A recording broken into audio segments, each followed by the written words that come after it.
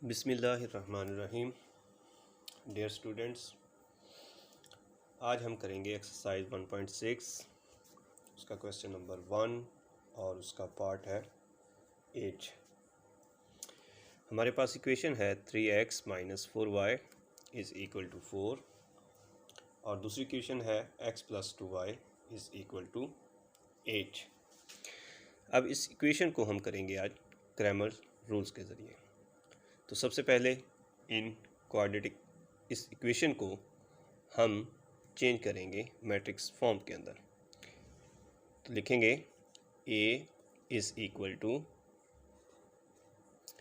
हम x का coefficient लिखेंगे 3, y का कोफिशिएंट लिखेंगे -4। दूसरी इक्वेशन का x का कोफिशिएंट यहाँ पे कोई नहीं है, तो इसका मतलब इसका कोफिशिएंट 1 होता है, जो लिखा साथ नहीं जाता। तो लिखेंगे कोफिशिएंट 1 और y का 2। ये हमारे पास A मैट्रिक्स आ गया। अब इसको AX फॉर्म में लिखेंगे। AX इज़ इक्वल टू, अब हम x वाले कोफिशिएंट नहीं लिखेंगे, उसकी जगह पे कांस्टेंट लिखेंगे 4h और y उसी तरह आ जाएगा -4 और +2। अब हम AY लिखेंगे AY, तो ये हमारे पास आ जाएगा। अब हम x वाले वैसे के वैसे लिखेंगे और y वाले कोफिशिएंट की जगह पे कांस्टेंट लिख देंगे 4 और 8। अब हम सबसे पहले A जो हमारे पास मैट्रिक्स है इसका डिटरमाइंट मालूम करेंगे। A डिटरमाइंट इज़ इक्वल टू, तो लिखेंगे एलिमेंट 3 -4 1 2। अब सबसे पहले हम 3 को मल्टीप्लाई करेंगे 2 के साथ, दरमियान माइनस, फिर लिखेंगे -4 मल्टीप्लाई 1।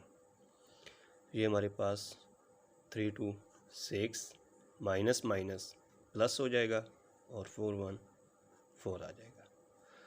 अब 4 और 6 को हम ऐड कर लेंगे, तो ये हमारे पास 10 आ जाएगा। तो A डिटरमाइंट हमारे पास 10 आ गया। अब x की वैल्यू मालूम करने के लिए हमारे पास फार्मूला है AX डिटरमाइंट ओवर A डिटरमाइंट। अब x की वैल्यू ये तो हमारे पास मौजूद है, ऑलरेडी हमने मालूम कर लिया है 10। अब AX का हम डिटरमाइंट मालूम कर लेंगे इस मैट्रिक्स के ज़रिए। तो लिखेंगे AX डिटरमाइंट इज़ इक्वल टू, तो हमारे पास वैल्यू थी 4 -4 8 2।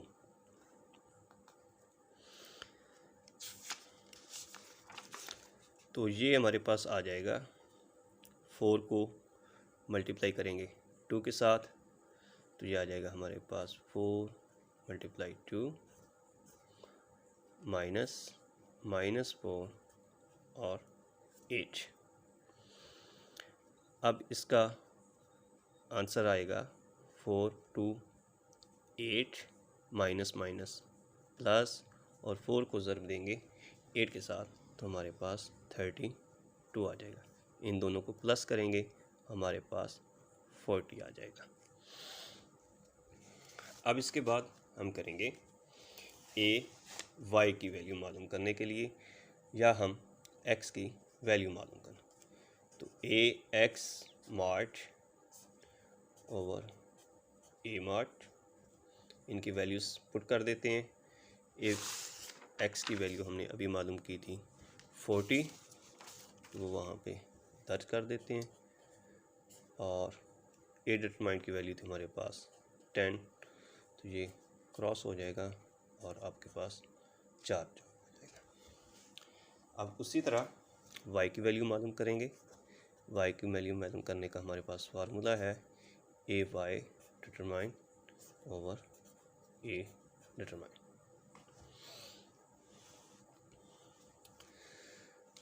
तो हम सबसे पहले ए वाई का डिटरमिनेंट लेंगे। अब हमारे पास ये वैल्यूज़ थी 3, 4, 1, 8। यहाँ पे लिखेंगे 3, 4, 1 और 8।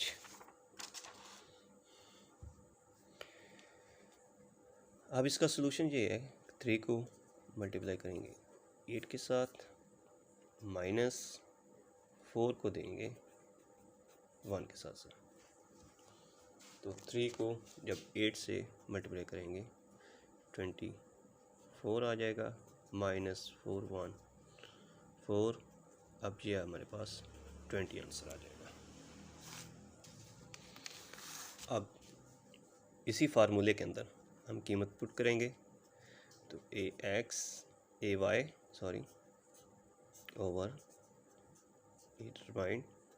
तो ए वाई की वैल्यू हमारे पास 20 और ए की वैल्यू थी हमारे पास 10। तो ये आपस में क्रॉस होगा और 2 आ जाएगा। तो स्टूडेंट्स, हमारे पास x की वैल्यू ये हमने निकाली थी 4 और y की वैल्यू 2 आ गई। तो ये था हमारा क्रैमर रूल। तो दोबारा रिवाइज कर लेते हैं कि सबसे पहले हमारे पास इक्वेशन दी गई है 3x - 4y = 4, x + 2y = 8। तो हमने सबसे पहले इसको मैट्रिक्स फॉर्म के अंदर लिख दिया। तो a, ये जो x और y के कोफिशिएंट्स हैं उनको लिखेंगे सिंपल 3, -4, 1 एंड 2। फिर उसके बाद ax की फॉर्म के अंदर लिखेंगे। तो ax की फॉर्म के अंदर लिखने का तरीका यही था हमने कि x वाली वैल्यू हमने नहीं लिखी, उसकी जगह पे कांस्टेंट वैल्यू लिख दी और y की वैल्यू वैसे के वैसे आ गई। अब उसके बाद ay की वैल्यू हमने लिखने के लिए x की वैल्यू वैसे लिख दी और y की जगह पे जो y के कोफिशिएंट लिखने थे उनकी जगह पे हमने 4 और 8 लिख दिया। सबसे पहले a का डिटरमिनेंट लेंगे, 3 को 2 से मल्टीप्लाई करेंगे 6 आ जाएगा, माइनस माइनस प्लस आ जाएगा और 4 आ जाएगा और हमारे पास 10 आ गया। अब x की वैल्यू मालूम करने का फार्मूला है ax mod over a mod। उसके बाद हमने, क्योंकि ये हमारे पास मौजूद था, ax का डिटरमिनेंट हमारे पास मौजूद नहीं था, तो सबसे पहले हमने ax का डिटरमिनेंट ले लिया। तो 4 ये हमारे पास 40 आ गया। फिर हमने इसी फार्मूले के अंदर वैल्यूज़ पुट की और हमारे पास 4 आ गया। और उसी तरीके y का हमने कीमत मालूम करने के लिए फार्मूला लगाया ए वाई डिटरमाइंड ओवर ए डिटरमाइंड। तो हमने ए वाई का डिटरमाइंड लिया 20 आया, फार्मूले के अंदर पुट कर दिया तो हमारे पास वैल्यूज़ 2 आ गई। अब स्टूडेंट्स, इसी सवाल को हम इन्वर्स मेथड के साथ करते हैं। तो हमारे पास इक्वेशन है 3x - 4y = 4, x - x + 2y = 8। अब हम इसको लिखेंगे इन्वर्स मेथड बाय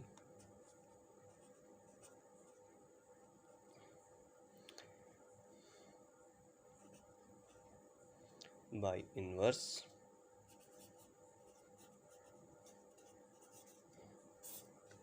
मेथड। अब इन्वर्स मेथड का तरीकाकार ये है कि हम इन वैल्यूज़ को पहले मैट्रिक्स फॉर्म के अंदर लिखेंगे। तो मैट्रिक्स फॉर्म के अंदर लिखने का तरीका, पहले कोफिशिएंट 3, फिर -4, इसका 1 और इसका 2। अब यहाँ पे ये करेंगे कि इसी के साथ एक मैट्रिक्स बनाएंगे और उसमें वेरिएबल x एंड y लिख देंगे = और हमारे पास 4 एंड 8 आ जाएगा। ये हमने मैट्रिक्स फॉर्म के अंदर इन इक्वेशन को लिख दिया है। अब नेक्स्ट स्टेप इसके साथ ये करेंगे, इनको हम नाम देंगे। पहले को हम a का नाम, दूसरे को x = b अब x मालूम करने के लिए हमारे पास ये a है, इसको हम इक्वल टू के दूसरी साइड पे ले जाएंगे तो ये इन्वर्स हो जाएगा, तो a इन्वर्स b।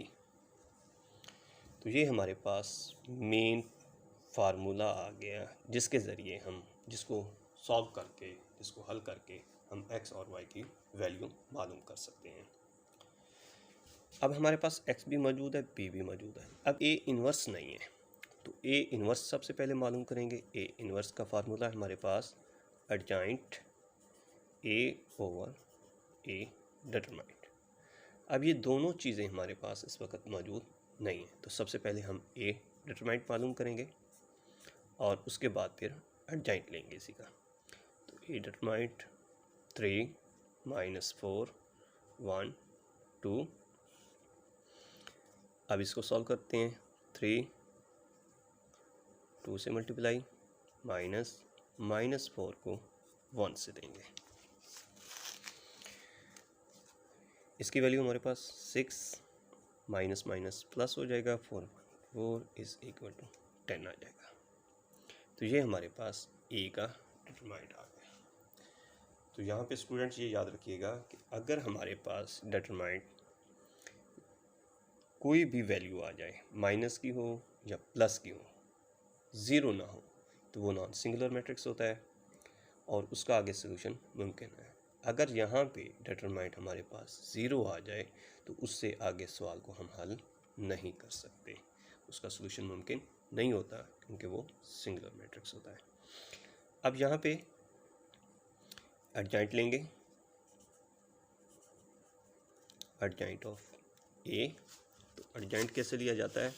एडजॉइंट लेने का तरीका ये है कि आपके पास ये जो वैल्यूज़ हैं इनकी हमने प्लेस चेंज कर देनी है, जगह चेंज कर देंगे और दूसरे जो हमारे पास हैं उनकी साइन चेंज कर देंगे। अगर प्लस हैं तो माइनस है तो प्लस कर देंगे।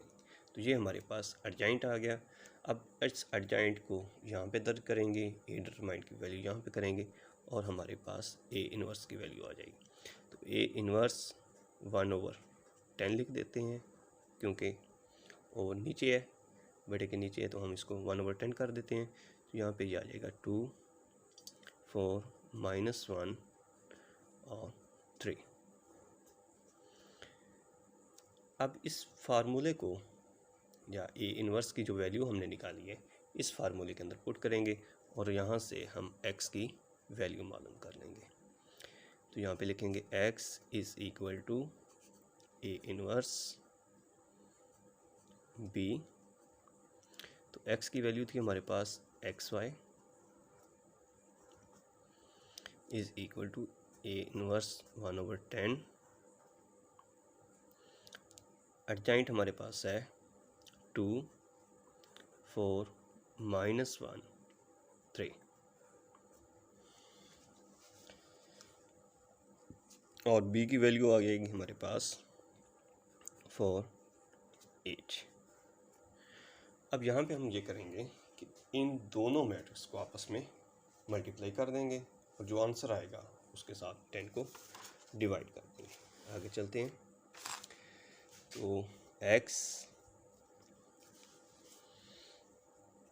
y